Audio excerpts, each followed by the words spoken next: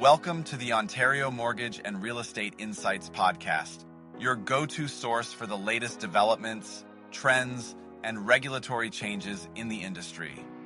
I'm your host, I'm Sandy, your guest host from Keller Williams Legacies, here to provide you with insights sourced from reputable news outlets to help you stay informed. Steve Hamoen here. This is brought to you by Real Approved Inc., a trusted mortgage brokerage dedicated to helping Canadians achieve their homeownership dreams. Visit realapproved.ca to learn more about how our experienced team can assist you with your mortgage needs. Let's dive into today's episode. Today, we're discussing a recent report from the Auditor-General that has raised some eyebrows regarding the Ontario Home Construction Regulatory Authority, or HCRA. The report questions the regulator's enforcement practices, suggesting that some builders with questionable professional conduct and financial stability might have slipped through the cracks. That's right, Sandy. The report highlighted that out of over 3,000 new applications in the last 5 years, only 2 were rejected. This seems to point towards a very lenient approach in granting licenses. It is quite concerning, Steve. The report mentions that the HCRA has a fast-track renewal process that seems to rely heavily on self-reporting by the builders. This means builders declare themselves free of any investigations or disciplinary actions, but the HCRA doesn't really verify these claims. And that fast-track process has grown quite significantly, from 8.4% of renewals in 2021 to 22 to almost 40% in 2024 to 25. That's a huge increase without adequate checks in place.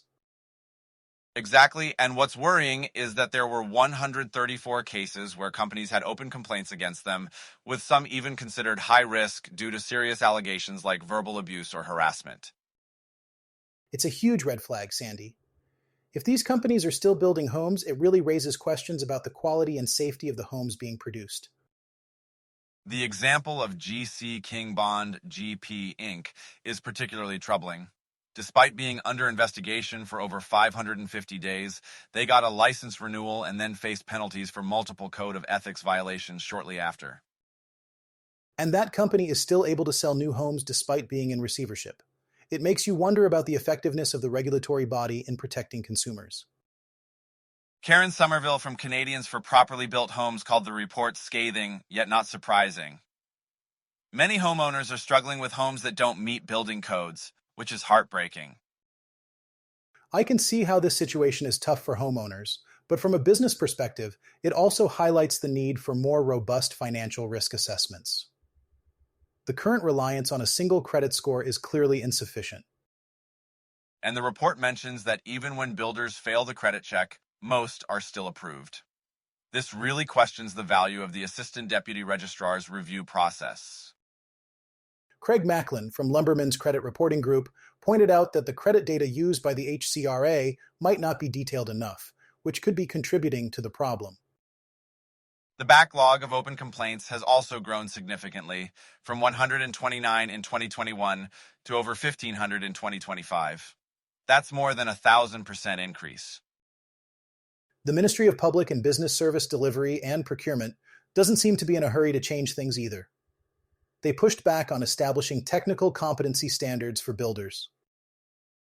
It seems there's a lot of political pressure to build homes quickly, which might be impacting the regulator's ability to do its job effectively. Indeed, balancing the need for rapid housing development with ensuring quality and safety is a significant challenge, one that needs immediate attention. Let's talk about the latest insights from RBC Economics on Canadian housing affordability. According to their recent report, while homeownership costs have been easing for about a year and a half, this relief might not last much longer. That's right, Sandy. RBC Economics attributes a significant part of this improvement to robust household income growth. They noted that more than a third of the decline in their national aggregate affordability measure is due to rising incomes. However, the pace of these gains is expected to slow. The report highlighted that the affordability measure dropped to 53.6% in the second quarter of 2025, a notable decrease from the record 63.5% at the end of 2023. This reflects the combined impact of lower interest rates, softer prices, and stable wages. However, RBC warns that the pace of relief is likely to decelerate. Earlier interest rate cuts have mostly worked through the system, and we're starting to see a slowdown in income growth, especially as labor markets weaken in Ontario, where unemployment is above pre-pandemic levels. It's important to note that although cities like Vancouver, Toronto, and Victoria have seen the steepest improvements, they remain Canada's least affordable markets. On the other hand, affordability in the prairies has returned to historical norms, with Regina being the only market where costs have edged higher. RBC expects a further improvement in affordability by the end of the year, but it might only offset about half of the pandemic-era deterioration. They emphasize that significant progress will become more challenging once interest rates stabilize, as it will depend mainly on home price movements and household income trends. And with prices expected to hold steady and wages rising only moderately, the scope for further progress is limited. RBC anticipates broadly stable pricing across Canada over the next 2 years, with some regional variations and moderate wage increases. In addition to these insights, the report also mentioned that mortgage arrears are inching higher, although they remain near historic lows. As of July 2025, 11,430 Canadian mortgages were in arrears by 3 months or more, representing 0.23% of all residential loans. That's up from 0.15% in mid-2023, but it's important to highlight that more than 99% of Canadian mortgage holders remain current on their payments. However, the Canadian Bankers Association pointed out that arrears tend to track employment conditions, meaning a softer job market could put more households under pressure. It's a complex landscape, Sandy. While there's been progress, the economic factors at play suggest that homeowners and prospective buyers should stay informed and prepared for potential shifts in the market. Fergal McAlinden recently explored the question of who's actually moving in Canada's housing market. The article sheds light on the mixed picture we're seeing right now, with home prices sliding in many cities. Despite this, there has been a slight uptick in some regions. It raises the question of which buyer types are finding opportunities in this market even as others are choosing to wait it out. That's a great question, Sandy. According to Kalson Jang from Premier Mortgage, while many investors are still sitting on the sidelines, first-time homebuyers and those looking to upsize are seeing a better outlook. They're finding more choices available to them. It makes sense, Steve. Jang points out that families who started off in condos and are now growing are looking to move into larger homes. With condo prices down, these families see an opportunity to buy houses, even if the condo market itself is not doing so well. Exactly. And for first-time buyers, the lower prices in the condo market, along with reduced interest rates after the recent cut by the Bank of Canada, are making it more feasible for them to enter the market. Even though there are a lot of unsold dog crate condos, larger condo units are still attractive to these buyers. It's interesting to note that while buyers are finding opportunities, sellers in Toronto might not be as optimistic. Condo prices are expected to keep slipping, especially with more inventory on the way.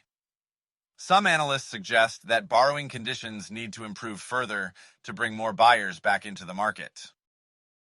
Jason Mercer from the Toronto Regional Real Estate Board mentioned that additional interest rate cuts could align monthly mortgage payments with homebuyers' incomes. This could potentially draw more buyers in, but it's uncertain if these cuts will happen in the central bank's remaining decisions for 2025. Zhang also advises buyers to take a long-term perspective. He emphasizes that buying a home is not like buying a stock. It's about finding a place that fits your family's needs and building your life there. This long-term approach is critical, especially in a fluctuating market. Right. And while the market might be challenging for some, those who need to move for work, family, or other reasons are finding it more accommodating than before. It's all about aligning your goals with the current market conditions. In Toronto's West End, there's an interesting trend developing among condo sellers on the waterfront. There's definitely a herd mentality, says Luke Delinda, a real estate agent with Royal LePage Real Estate Services.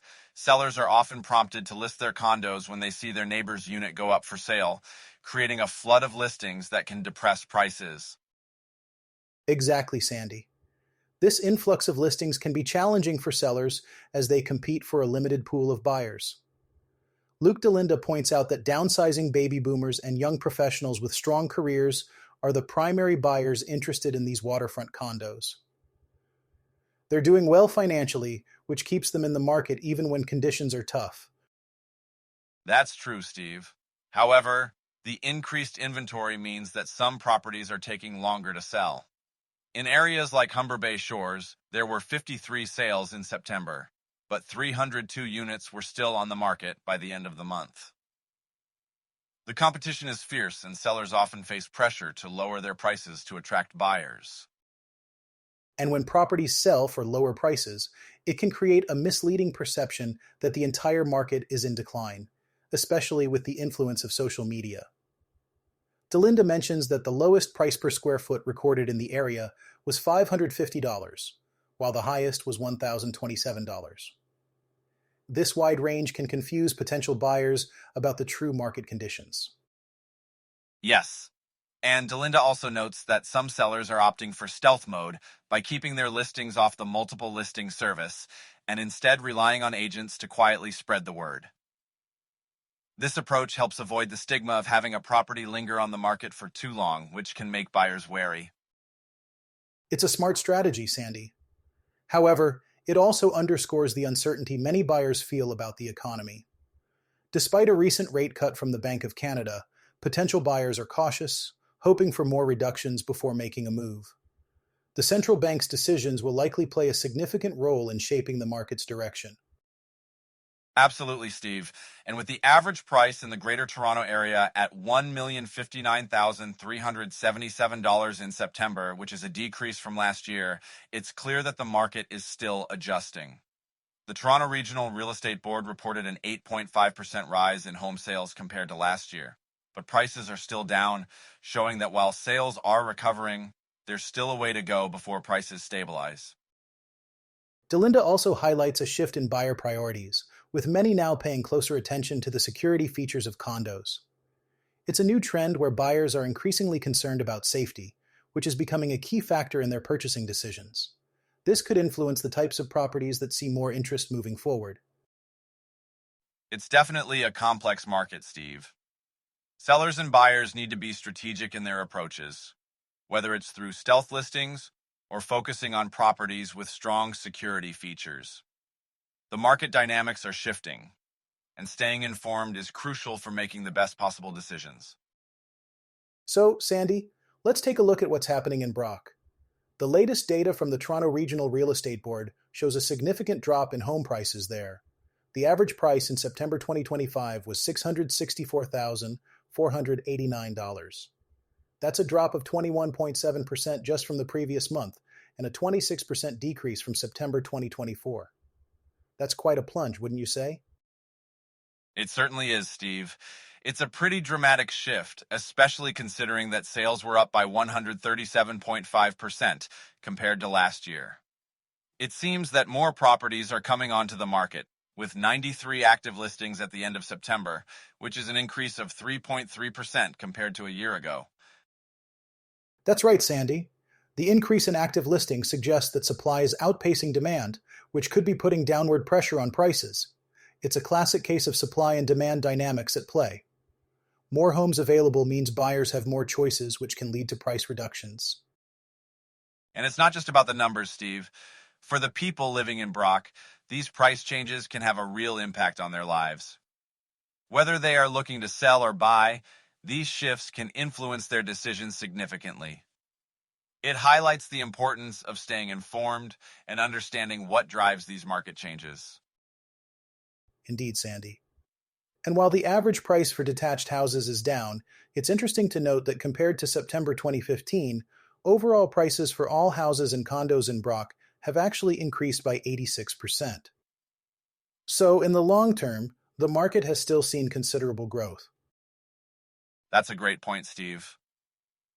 It shows that while short-term fluctuations can be concerning, the long-term trend has been upward. For homeowners and potential buyers, it's crucial to look at the bigger picture and not just focus on the immediate changes. Exactly, Sandy. And for investors, these kinds of market conditions can present opportunities. When prices dip, it might be a good time to buy, especially if the long-term growth trend continues. It requires careful analysis and a solid understanding of the market, but there are always opportunities in real estate.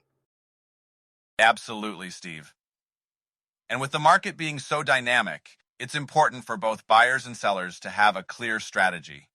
Whether they are looking to take advantage of lower prices or waiting for the market to stabilize, having a plan in place is key. Now, let's turn our attention to a concerning story coming out of Barrie, Ontario. A mortgage brokerage company, Sussman Mortgage Funding Incorporated, is under investigation for allegedly defrauding investors of over $100 million. This case has certainly raised eyebrows in the real estate community, Steve. That's right, Sandy. Sandy Sussman, the owner of the brokerage, is accused of misappropriating funds from investors and failing to pay them back. The Ontario Superior Court of Justice has appointed business advisory firm B. Riley Farber as the receiver to seize the company's assets and investigate these serious allegations. The crux of this issue seems to revolve around syndicated mortgages. Sussman reportedly convinced investors to pool their money into these mortgages, which were initially used to build single-family homes in cottage country. The appeal was the high interest returns, ranging from 8 to 12%, especially when the housing market was booming. However, as Sussman transitioned to larger developments in Bracebridge, Innisfil, and Ramara, the risks increased. These projects required more capital and were subject to more variables like planning permissions and construction deadlines.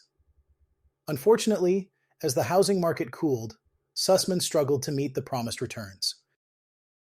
It's troubling to hear that between 2020 and 2024, Sussman paid himself a hefty salary of $4.2 million. To cover interest payments to existing investors, he brought in new investors, asking them to write checks directly to other investors, a move reminiscent of a Ponzi scheme. Exactly, Sandy. It's reported that many of these new investors signed no documents and were given little information about their investments. The Financial Services Regulatory Authority of Ontario has since suspended Sussman's license, and comparisons are being drawn to Bernie Madoff's notorious Ponzi scheme. B. Riley Farber's investigation has uncovered some chaotic bookkeeping practices. They found that Sussman lacked financial records prior to 2017, and he commingled all investments into a single bank account, complicating efforts to track the funds. With these poor financial practices, the actual amount owed could be more than $101 million. B.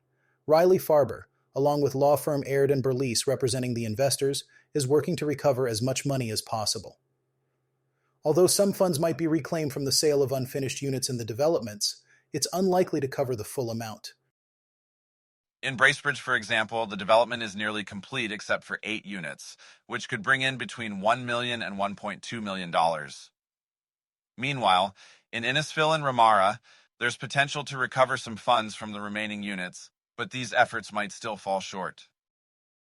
This case is ongoing in the Ontario Superior Court of Justice, and it's a stark reminder of the importance of transparency and due diligence in investments. Investors need to be aware of the risks and ensure they're making informed decisions. Absolutely, Steve. It's crucial for both investors and brokers to uphold ethical standards and maintain transparent financial practices. As this case unfolds, we'll continue to follow the developments closely. Moving on to a broader economic topic, let's discuss the impact of recent U.S. tariffs on Canada's trade balance. According to the latest report from Statistics Canada, our international trade deficit has grown to $6.3 billion in August, marking the second largest shortfall on record. This is primarily due to the new tariffs imposed by the United States, which have significantly affected key exports like copper ore and lumber. That's a substantial figure, Sandy. The timing of these tariff announcements has really thrown a wrench into our trade flows. Businesses have been rushing to ship goods before the new levies take effect, leading to erratic monthly trade patterns.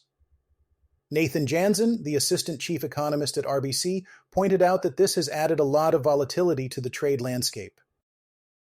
Absolutely, Steve. In August, exports fell by 3% in value and 3.2% in volume, while imports rose by 0.9%, led by higher consumer goods. This suggests that despite the trade disruptions, household demand remains relatively resilient. It's interesting to note that while exports to the United States, our largest trading partner, fell by 3.4% in August, exports to non-US destinations actually went up by 1.8% from the previous year. However, they did slip 2% from July, illustrating the broader volatility in the market. And the decrease in exports of motor vehicles and parts by 3.9%, following a significant increase in July, highlights the unpredictable nature of the trade environment right now. The drop in copper and lumber exports by 27 and 25% respectively also underscores the challenges faced by Canadian exporters due to these tariffs. The ongoing US government shutdown has further complicated things, making some detailed tariff data unavailable. Though thanks to exemptions under the Canada-United States-Mexico Agreement, most Canadian exports to the US remain duty-free. Despite the challenges, net trade volumes over July and August are still contributing positively to the third quarter GDP growth, which is a silver lining. That's true, Steve. Nathan Jansen mentioned that while net trade is not worsening as dramatically as before, the current scenario still poses significant challenges. The Bank of Canada, which considers exports a key factor for its future rate decisions, might find the 3% drop in export volumes concerning. It could influence their decision to potentially cut rates again to stimulate growth and support exporters. Exactly, Sandy. With the trade deficit growing, there is a possibility that the economy may need more support. The Bank of Canada will be closely watching other economic indicators, like the upcoming labor market and inflation data, before making their next policy decision. It's a delicate balance they need to maintain to ensure economic stability. As we wrap up today's episode, it's clear that the landscape of international trade and its impact on our economy is complex and ever-changing. Staying informed on these developments is crucial for anyone involved in the real estate and mortgage sectors. Thanks for tuning in to another episode of the Ontario Mortgage and Real Estate Insights podcast. We hope you found today's insights valuable as you navigate the world of mortgages and real estate. Before you go, a quick reminder, Real Approved is here to make your mortgage journey smoother. Whether you're buying your first home or refinancing, their experienced team is ready to guide you with personalized support every step of the way. Visit realapproved.ca to get started and take the next step toward achieving your homeownership goals. Catch you next time, and stay informed with the latest industry insights.